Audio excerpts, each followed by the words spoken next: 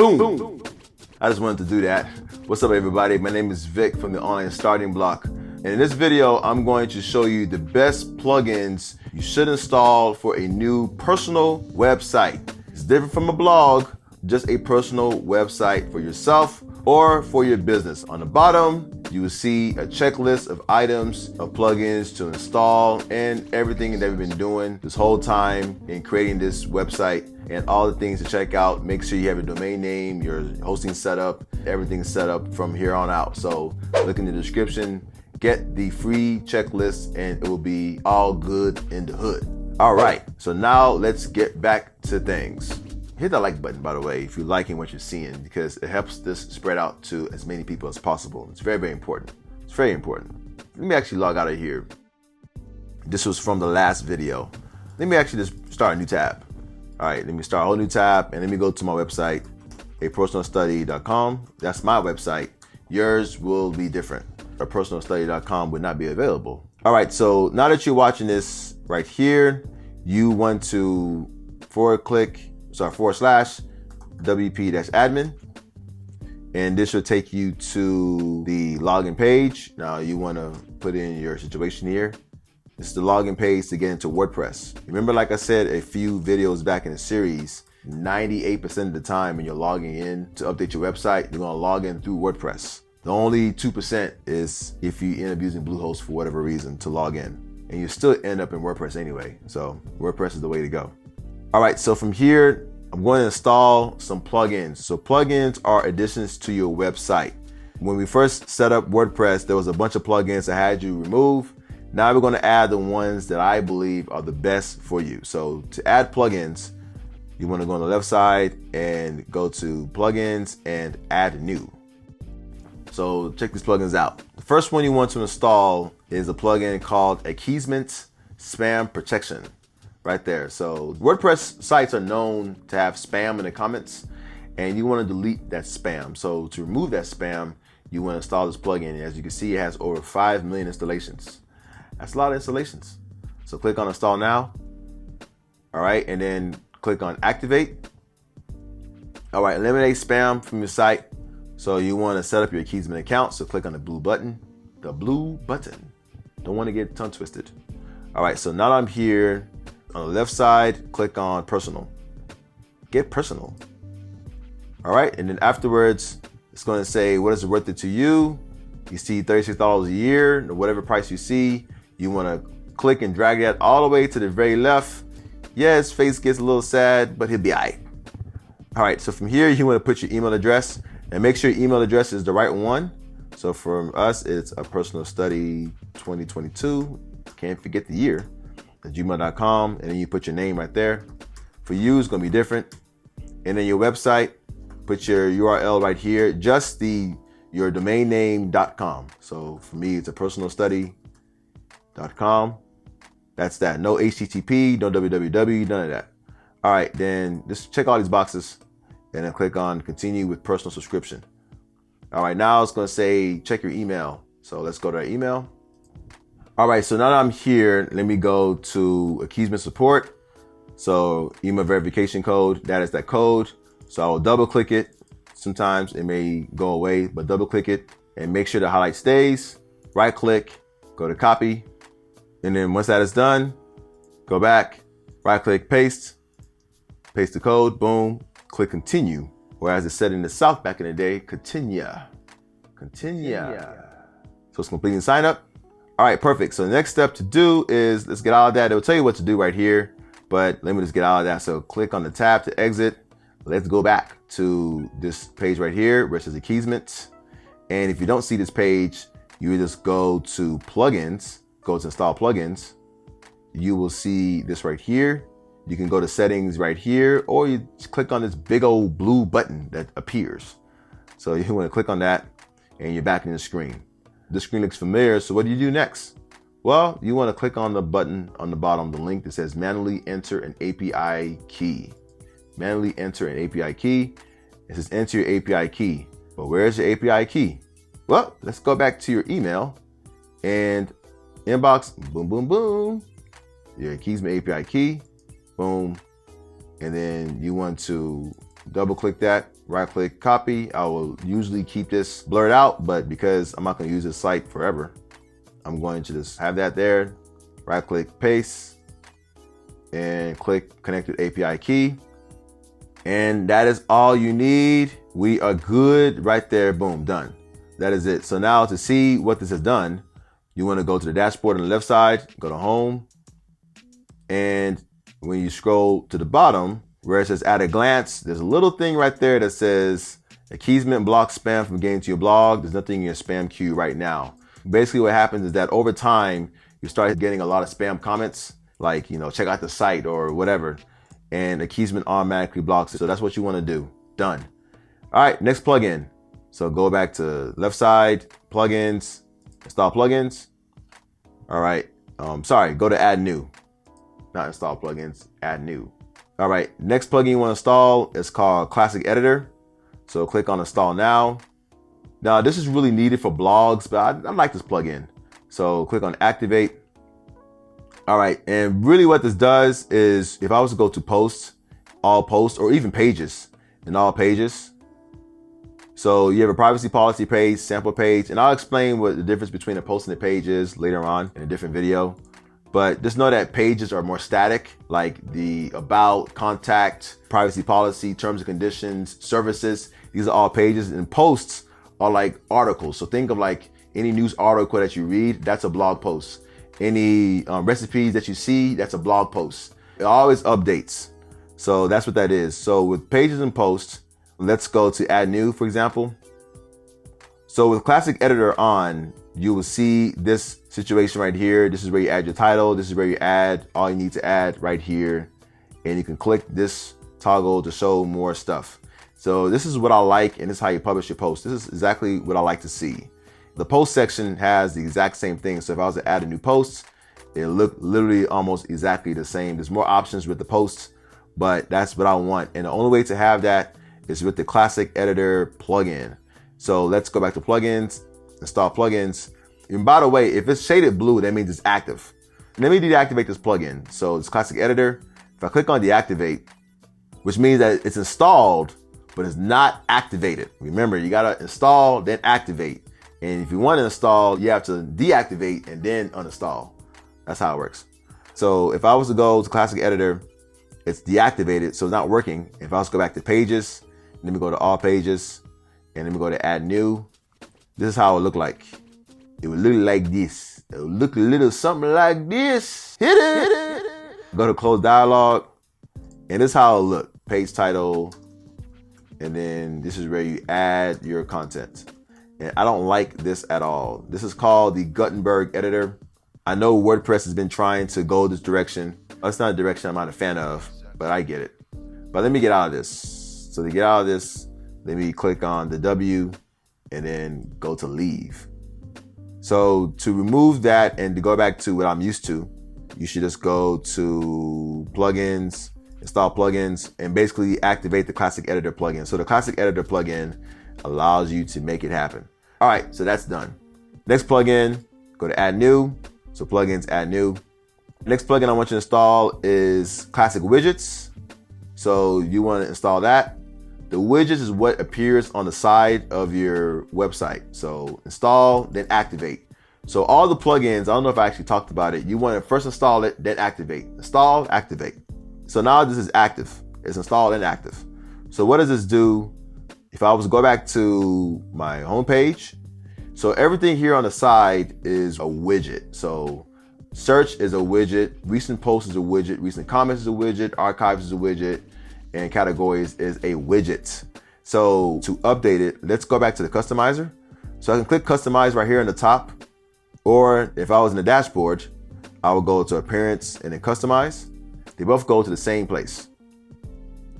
So if I was to go here and I wanted to update the widgets right here, I can go down and look for widgets and go to main sidebar. So this is a sidebar. So all the widgets are within this sidebar. So there's one sidebar and there's many widgets. One sidebar and there's a widget called search, recent posts, recent comments, archives, categories, and you can add more widgets here, but it's only one sidebar that this theme has. So click on main sidebar. And then from here, these are all of the options right there. And that's how it looks because it says block. And that was the old block editor. I don't want that. So I will just really remove this and remove that and then remove that. And the last two, what do you think I should do? Remove it? Yes, sir. Yes, ma'am. And remove that. So all those are removed. And then to add a widget, click here. And then you can add different widgets like wherever search. Search is right here. Add another widget. I think it was like recent posts. Another there. One was like recent comments. There we go. And I can even search it on the top. And so that's how it looks. And you can see it appears right there. So that is how it looks. I love how that looks. I don't know why the heck WordPress did the other way, but this can only happen with the classic widgets plugin. So click on publish. And that is what that widget does. So let me get out of that. So that's that. So now let's go back to plugins, add new. So another plugin that I want you to install is called Updraft Plus. So Updraft. And to search for a plugin, you want to type it on the top right side. So Updraft is a WordPress backup plugin. You want to install that. And basically it just backs up your WordPress website. So install and then activate. All right, done. And then you want to click on press it to start. And every time I add something, you can see like new options start appearing. So close it out. So if you click on backup now right here, that's fine right there. And then click backup now, it will then back up the site. And that's that. You can also schedule it to do automatic backups. Just go and click on settings right here. You can do like automatic backups every day and then retain 2 scheduled backups. You know, I like to do that. So you back up the files, which is the pictures and how the layout is, and the database, which is like the text and everything that gets saved for every user. You scroll down to the very bottom, click on save changes. And then that's what it is. And so now it will do a backup. It will keep 2 backups every time. If a third backup happens, it takes away the earliest one and replaces it with the latest one. If that makes sense. All right, so once you back up your files, you will see all of your existing backups right here. To restore it, you would just click on restore. There'll be a button that says restore, and you can restore one of your backups in case something happens to your website. So I like this plugin. This is one of many backup plugins, but this is the one I like to use. And maybe I might have a video that talks about how to use this more. I actually have Updraft, but I use it to back up the files in Dropbox. So I basically use Dropbox and I configure it with Updraft and I do automatic backups. I may make a video on how to do that later on. If you want to know how to do that, just type it in the description and I'll show you how to do that. And by the way, hit that like button if you're liking what you're seeing. If you're liking what you're seeing. All right, so that's that. And then optimize your images. You want your images to be optimized and not be big, because if your images are too large, your website will load slow. And nobody likes a slow loading website, not even Google, because Google will put you down in the rankings and users will just dip. So to eliminate that, you want to go to plugins, go to add new. And then from there, you actually want to type in image optimizer. And you want to look for short pixel image optimizer. This one right here, short pixel image optimizer. Click install now and click activate. All right, so once that is done, it's going to ask you for your email. Click on this thing right here. It says I agree to terms and conditions and privacy policy, which nobody ever reads. And then go to request key. And then the key will automatically be set up. Boom, that's your API key. Love to see it. So the next thing that you want to do is your compression type. You want to make this glossy and you want to click OK. So it compresses it, but it doesn't compress it too much where the image looks bad, but it doesn't barely compress it that the file size is big, which is lossless. So lossy is very, very compressed. Lossless is it's barely compressed, and glossy is right in the middle. So that's cool. The next thing I probably want to do after clicking glossy is resize large images. I would like to click this and then I'll put this 1200 maximum pixels wide, 1200 pixels high, and then I like to contain it. That's how it looks like if it's contained. Perfect. Then go to save changes on the bottom. And then finally, the next thing to do is to go to the advanced tab on the top. So right here, I will go convert PNG images to JPEG. This makes the file size just a little bit smaller. That's cool. Click that. This next option, I will not click that. Afterwards, this option says automatically optimize media library items when they are loaded. Basically what that means is if you have an image that's large in size, optimize it when you upload it to your WordPress website. It's checked, perfect, that's what we want. You can even check this if you want. If you have users who upload things to the front end, you can check that if you want, but right now I'm gonna leave it unchecked. All right, so once that is done, save and go to bulk process. And then what happens here is it would actually start optimizing your files. Now, since we don't have any pictures here, there's actually nothing to optimize. But just to let you know that when you start having the images to optimize, the free version allows you to optimize 100 images. And after 100 images are optimized, it gives you the option to actually buy a plan or get credits. So if you optimize an image, that means that you've used 1 credit. So if you optimize 100 images, that means you've used 100 credits. The free plan for Short Pixel allows you to optimize up to 100 credits for free. And then afterwards, you have to get a plan. Now you can get a paid plan where you can optimize maybe like 10,000 images for like $5 a month or whatever, or you can just buy credits.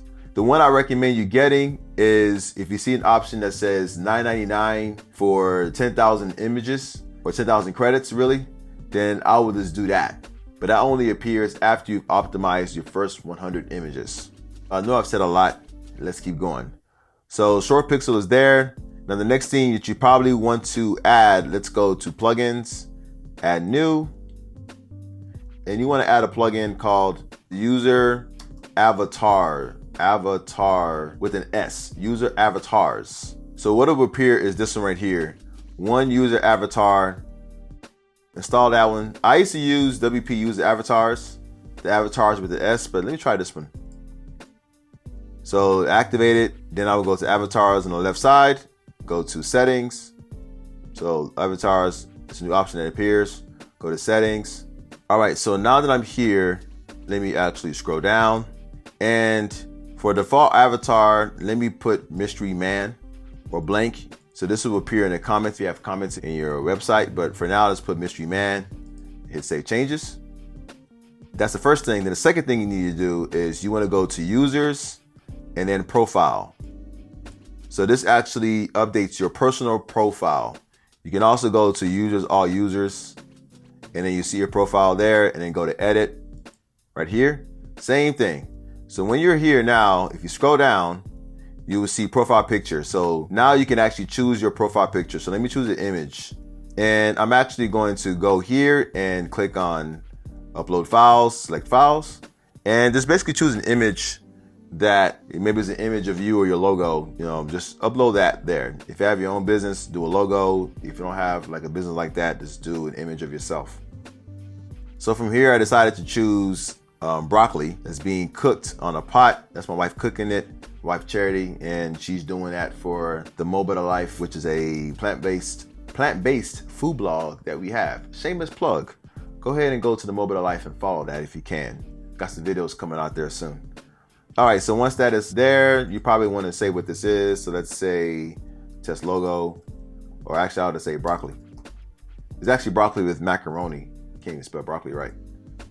All right, and you put that in the alt text section if you want. Go to select, and now this image is chosen. And let's go down to the very bottom and click on update profile. Now that it's updated on the top right, if I was to highlight that, now that is your profile image. And then one more plugin to install for now.